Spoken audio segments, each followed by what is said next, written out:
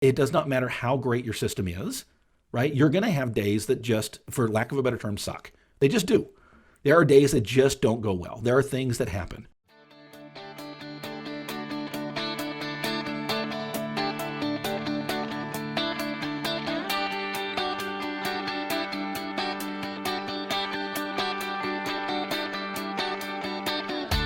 Originating from deep inside the Rocky Mountains, transported through the power of the internet, and arriving inside your tiny earbuds. It's the Appraiser Coach Podcast. Minisode. Holy smokes, folks. Do you think this will ever slow down? Dustin Harris hanging out with you once again on the podcast chair. A quick mini-sode for you. I want to share a story, an analogy, if you will, to what we're going through right now as appraisers. Busy times. I want to pause here and remind you that we are sponsored by Now Software, which of course is the software I use to help me manage those busy times. I'm going to tell you a quick story in just a few minutes about how I utilized Now recently to help me stay on top of what's going on and what's coming at me currently. It's Now Software, anow.com. And of course, if you go to Now Software, if you go to anow.com and sign up, you can, of course, get 30% off your first 3 months. That's right. That's huge, folks.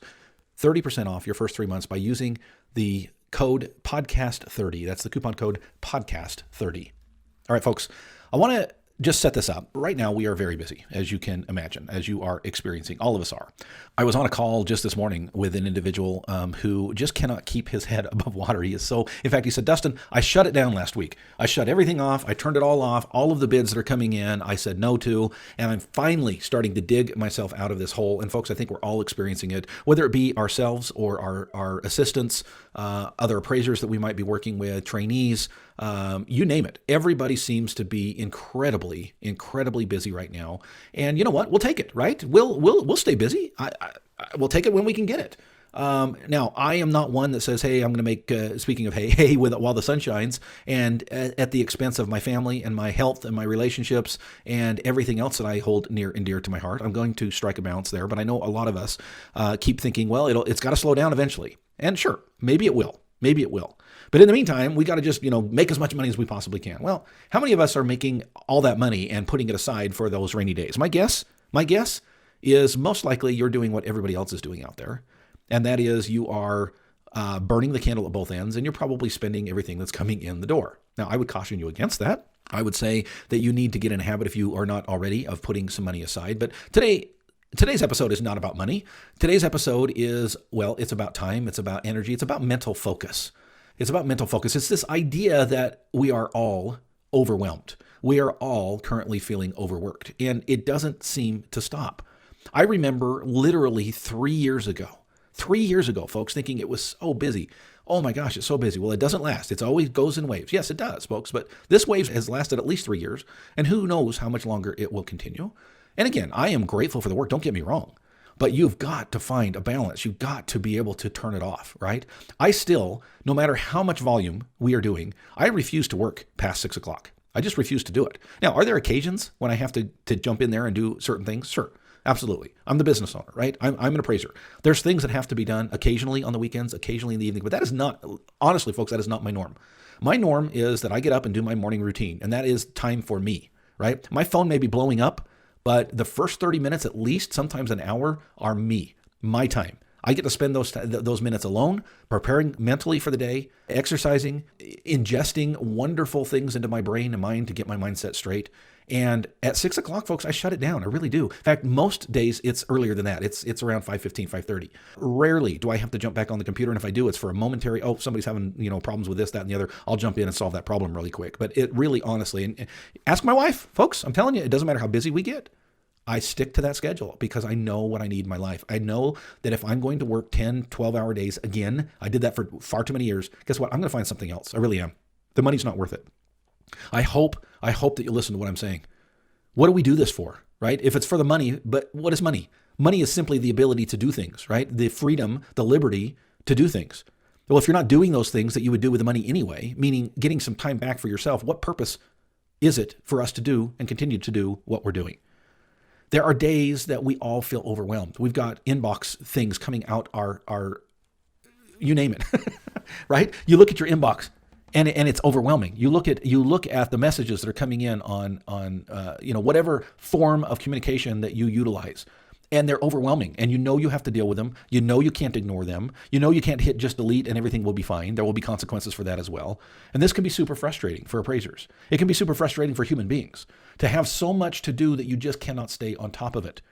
And one of the things that I get often from my CSRs, my customer service representatives, is, Dustin, I've got more phone calls than I can take. I've got things in my inbox that I can't get to. I'm working as hard as I can and I cannot keep up. Now, folks, if that's a short-term problem, well, that's fine. If that's a long-term thing, then maybe you need to reconsider some things. Maybe you need to consider hiring someone else in addition to the individuals you already have on your team. Maybe you need to restructure their jobs and their job duties so that they're not feeling overwhelmed constantly. Again, no problem, no issue with your employees feeling overwhelmed occasionally, right? I feel like I have things set up pretty well.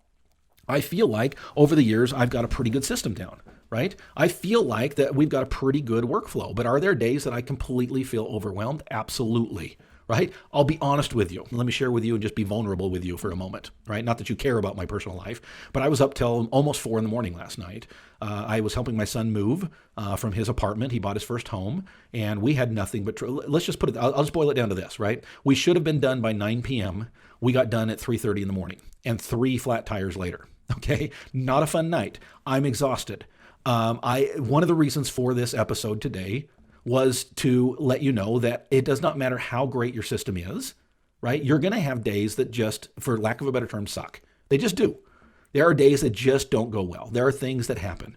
Borrowers complain, homeowners complain, real estate agents complain, right? You can't make it to all of your appointments. Something goes bad. You have so much in your inbox that you can't possibly take care of it. And guess what? It's all urgent. We all feel like that. It doesn't matter if it's our employees or ourselves. These are normal things. Now, it should not be the norm that you feel like that every day. If you do, reach out to me, folks. There's a reason I do the coaching that I do, okay? We can work together and we can get rid of that stress for you. We can help you to make more money than you're making now, which will more than pay for the cost of coaching, right? And be able to get your life back, trust me. But I want to share with you an analogy when we get back from the break that I often share with my employees. It's called the Bookstore Analogy. And often, I tell it to my employees enough now that when we have these conversations, I just say, remember the bookstore.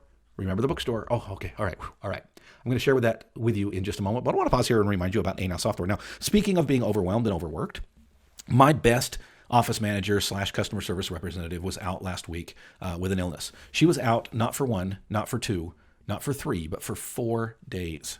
Folks, not fun. Now, guess what? Guess what happens when my office manager is out? Now, I try to cross-train people, right? I try to make sure that we can handle each other's jobs. But when it comes to office manager, guess who's cross-trained on that? You guessed it, yours truly. So guess what I got to do for 4 days straight? Yeah, her job. And I was reminded once again, number 1, how great she is. And number 2, how much I don't want to do this, right? And number 3, I could not have done it without Anow Software. Folks, I know that I've talked to you about Anow Software for years now. I cannot tell you how much of a blessing it was to have Anow Software. Why? Because I could handle that job for 4 days. I hated it. I despised it. I didn't like it. But guess what? Anow allowed me to stay on top of every order. When a phone call came in from an AMC and they said, hey, what's going on with this order? Within seconds, I could tell them.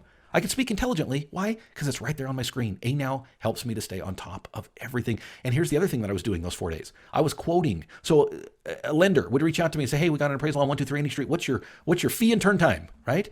And instead of just answering them back, I put that into the Anow system. It takes a few extra seconds. And now when the order comes across, and it comes across at 600, and I know I quoted them 800 because it's in Anow, I can call them back and say, hey, wait, hold on a second. I did tell you I could do this, but remember, I told you 800, not 600.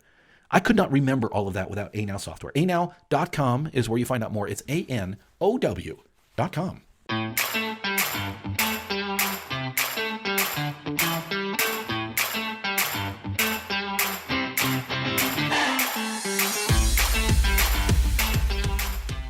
And welcome back to the program, everybody. I want to share with you an analogy that I share with my team. And it's an analogy that I share it so often that all I have to do is say, remember the bookstore, remember the bookstore. And I remind them of the bookstore when they're overwhelmed.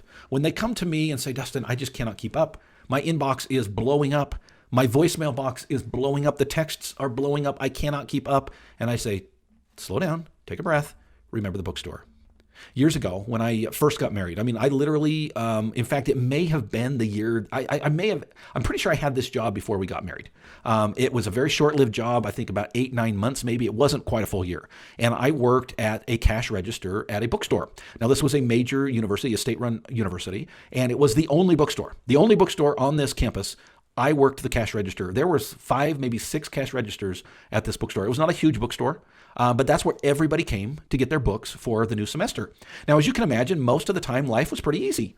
Most of the time, if you can imagine going into a bookstore, it's not that busy, right? There maybe is one person in line. You can usually get the help that you need as a customer. It's not that big of a deal. Now, as an employee, that's the perfect scenario, right? I'm getting paid hourly. Back then, it was not very much. This was 1995, folks. It's a long time ago. And I don't know what I made, maybe $6, $7 an hour, maybe. But I enjoyed the job. It was enough to pay my bills, which were very few back then. I enjoyed interacting with the customers.